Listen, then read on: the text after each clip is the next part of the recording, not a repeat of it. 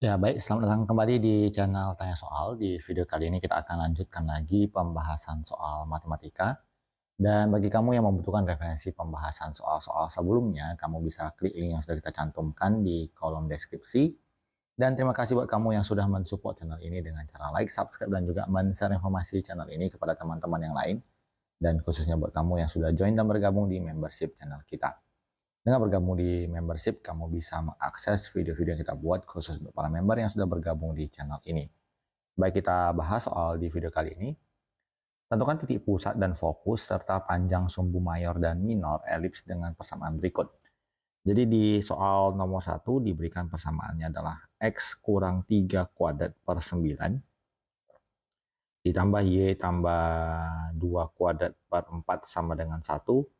Angka 9 dan 4 yang paling panjang adalah 9. Kita tuliskan sebagai A kuadrat sama dengan 9, berarti nilai A-nya sama dengan 3.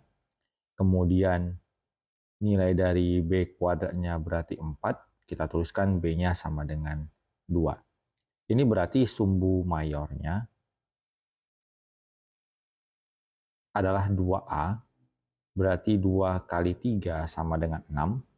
Kemudian untuk sumbu minor adalah 2B, berarti 2 kali 2 sama dengan 4. Kemudian kita cari nilai C dengan menggunakan rumus bahwa C kuadrat sama dengan A kuadrat dikurang B kuadrat. Berarti A kuadratnya 9, B kuadratnya adalah 4. Kita peroleh sama dengan 5. Berarti nilai C adalah positif negatif dari akar 5. Kemudian kita tentukan letak dari pusat. Kita tuliskan bahwa X kurang 3 sama dengan 0. Berarti nilai X-nya sama dengan 3, berarti ini adalah X pusatnya. Kemudian Y tambah 2 sama dengan 0, berarti Y pusatnya sama dengan negatif 2. Kita tuliskan pusatnya adalah sebagai H, K, itu adalah di titik 3, minus 2.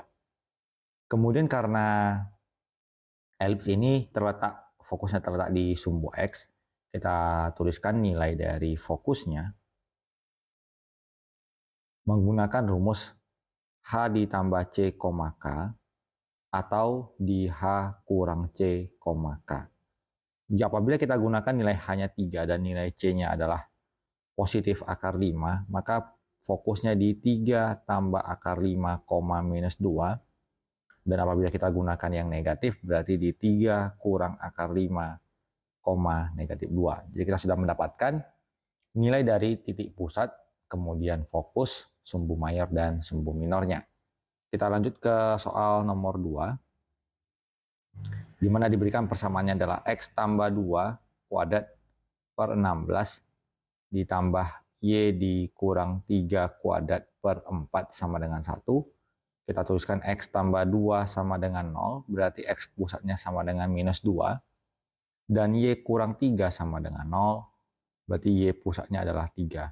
Kita tuliskan pusatnya sebagai koordinat H, K, itu adalah di minus 2,3. Kemudian kita lanjutkan ke nilai A kuadrat adalah 16. Ini berarti nilai A-nya 4. Berarti sumbu mayornya adalah 2A. Berarti 2 dikali 4 sama dengan 8. Kemudian nilai B kuadrat sama dengan 4. Berarti B-nya 2. Ini berarti bahwa sumbu minornya adalah 2B. Berarti 2 kali 2 sama dengan 4. Kemudian kita hitung nilai C kuadrat sama dengan A kuadrat dikurang B kuadrat. Berarti 16 dikurang 4 sama dengan 12. Ini berarti C-nya adalah positif negatif akar 12. Atau kita bisa tuliskan sebagai positif negatif dari 2 akar 3. Maka yang berikutnya kita hitung adalah fokusnya. Karena fokusnya ini terletak di sumbu X, kita tuliskan sebagai H ditambah C, K, lalu di H kurang C, K. Nilai H-nya pusat X-nya adalah di minus 2. Kemudian kita gunakan C-nya adalah 2 akar 3. Kemudian dikomakan dengan K pusatnya adalah tadi nilainya 3. Kemudian di fokus yang kedua adalah negatif 2 dikurang 2 akar 3,3. Kita lanjut ke soal berikutnya. Kali ini di soal nomor 3. Kita teruskan persamaannya adalah X kurang 1 kuadrat per 4. Kemudian ditambah Y ditambah 5 kuadrat per 16 sama dengan 1. Kita tuliskan X kurang 1 sama dengan 0, berarti X pusatnya adalah 1. Y pusat ditambah 5 sama dengan 0, Y pusatnya adalah minus 5. Berarti untuk di pusat kita tuliskan sebagai H, K, nilainya adalah di 1, negatif 5. Kemudian kali ini kita tuliskan bahwa A kuadratnya adalah 16. Ini berarti nilai A-nya 4. Maka sumbu mayornya adalah 2 kali A. Berarti 2 kali 4 sama dengan 8. Kemudian untuk B kuadratnya sama dengan 4. Berarti nilai dari B-nya sama dengan 2. Ini berarti sumbu minornya adalah 2B. 2 dikali 2 adalah 4. Kemudian setelah kita dapatkan nilai dari pusat, sumbu mayor dan sumbu minor, kita lanjutkan untuk menghitung nilai dari C. Kita tuliskan C kuadrat sama dengan A kuadrat dikurang B kuadrat. A kuadratnya 16, B kuadratnya 4, kita peroleh 12. Berarti C-nya adalah positif negatif akar 12, atau kita tuliskan sebagai positif negatif 2 akar 3. Karena sumbu mayornya ada di Y, kita tuliskan bahwa fokus untuk soal kali ini menggunakan persamaan bahwa H di koma K ditambah C atau H, K dikurang C. Untuk keadaan pertama, nilai H-nya tadi adalah X pusatnya 1, kemudian nilai K-nya minus 5, nilai C-nya adalah 2 akar 3. Kemudian di kemungkinan kedua hanya 1, K-nya minus 5, dan C-nya kita gunakan yang negatif 2 akar 3. Kita lanjut ke soal berikutnya. Dengan pertanyaan yang sama, untuk soal nomor 4 kita tuliskan persamaannya adalah X dikurang 3 kuadrat per 9, ditambah Y ditambah 1 kuadrat per 25 sama dengan 1. Kita tuliskan X kurang 3 sama dengan 0, X-nya adalah 3. Y ditambah 1 sama dengan 0, berarti Y-nya min 1. Maka kita tuliskan bahwa pusatnya adalah di H, K, itu adalah di 3, min 1. Kemudian nilai dari A kuadratnya ada 9 dan 25, kita pilih yang 25. A kuadrat sama dengan 25, ini berarti nilai A-nya sama dengan 5. Berarti sumbu mayornya adalah 2 kali A, 2 dikali 5 sama dengan 10. Kemudian untuk B kuadratnya berarti 9, ini B-nya sama dengan 3, maka sumbu minornya adalah 2B, 2 dikali 3 sama dengan 6. Kita lanjutkan untuk menghitung nilai C kuadrat sama dengan A kuadrat dikurang B kuadrat, berarti 25 dikurang 9 sama dengan 16, maka nilai C-nya adalah positif negatif 4. Kemudian letak dari fokusnya berada di sumbu Y. Maka kita bisa tuliskan bahwa fokus dari soal ini terletak di H, K tambah C atau H, K dikurang C. Untuk kondisi yang pertama nilai H-nya adalah 3, K-nya min 1, C-nya kita gunakan positif 4, berarti di 3,3. Kemungkinan kedua adalah 3,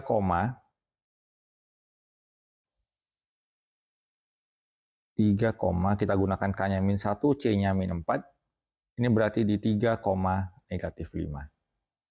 Kita lanjut ke soal nomor 5.